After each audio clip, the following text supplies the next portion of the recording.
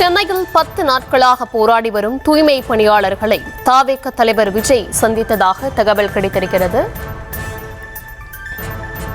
சென்னை பனையூரில் உள்ள அலுவலகத்தில் தூய்மை பணியாளர்களை விஜய் சந்தித்திருக்கிறார். விவரங்களுடன் இணைக்கிறார் செய்தியாளர் ஜெரி. விவரங்கள். வணக்கம். தமிழக வெற்றிக் கழக தலைவர் விஜயை 11 நாட்களாக தொடர்ந்து போராடி வரும் தூய்மை பணியாளர்கள் சந்தித்து அவருடைய குறைகளை பகிர்ந்திருந்தனர். அந்த காணொளி தற்பொழுது வெளியாகி இருக்கிறது. இதற்கு முன்னதாகவே தமிழக வெற்றிக் கழக தலைவர் விஜய் இந்த போராட்டத்திற்கு ஆதரவு தெரிவித்து ஒரு அறிக்கையும் வெளியிட்டிருந்தார். அந்த அறிக்கையில தங்கள் நியாயமான கோரிக்கைகளுக்காக போராடி வரும் தூய்மை பணியாளர்களை நான் நேரில் சென்று சந்திக்கலாம் என்றிருந்த நேரத்தில் தான் அவர்களாகவே என்னை சந்திக்க விரும்புவதை அறிந்தேன். மேலும் நான் நேரில் சென்று அவர்களை சந்தித்தால் போக்குவரத்திற்கும் பொதுமக்களுக்கும் இடையூறு ஏற்படும் என கருதிய தூய்மை பணியாளர்கள் தமிழக வெற்றிக் கழக தலைமை அலுவலகத்திற்கு என்னை சந்தித்தனர் என்றும் குறிப்பிட்டிருந்தார்.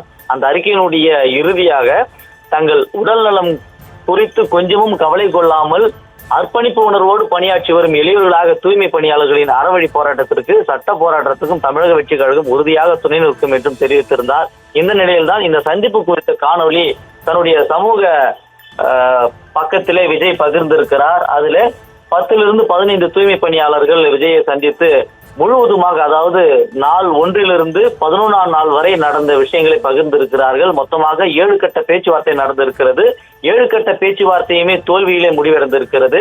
இந்த 7ஆம் கட்ட அந்த பேச்சுவார்த்தை தோல்வி அடைந்த பிறகும் கூட செய்தியாளர் சந்திப்பிலே இந்த போராட்டக்காரர்கள் கூறியிருந்ததாவது, எங்களுடைய கோரிக்கைகளை ஒருபொழுதும் அவர்கள் செவிசாய்க்கவில்லை, எங்களை அப்புறப்படுத்துவதிலே குறியாக இருக்கிறார்கள் என்றும் குறிப்பிட்டிருந்தனர். அதாவது தூய்மை பணியாளர்கள் 11 நாட்களாக மாநகராட்சி கட்டிடத்தில் வெளியிலே தான் போராடி வருகிறார்கள். அங்கிருந்து அப்புறப்படுத்தி எழும்பூரில் இருக்கக்கூடிய ராஜரத்னம் மைதானத்திலே போராடி கொள்ளுங்கள் என்று கூறுவதாகவும் தெரிவிக்கிறார்கள். விஜய் வருவதாக இருந்தால் அங்கு அதிகப்படியான கூட்டம் கூடும், எனவே இதை காரணம் காட்டி சட்ட ஒழுங்கு பிரச்சனை ஏற்படும், எனவே நீங்கள் வேறு இடத்துக்கு மாறிக்கொள்கள் என்று கூறிவிடுவார்கள். எனவே தான் விஜய் இங்க வர வேண்டாம் கூறி நாங்கள் விஜயை நேரில் சந்தித்தோம் என்று போராட்ட குழுவினுடைய ஒருங்கிணைப்பாளர் விஜயை சந்தித்த பிறகு செய்தியாளர் சந்திப்பிலும் குறிப்பிட்டிருந்தார்.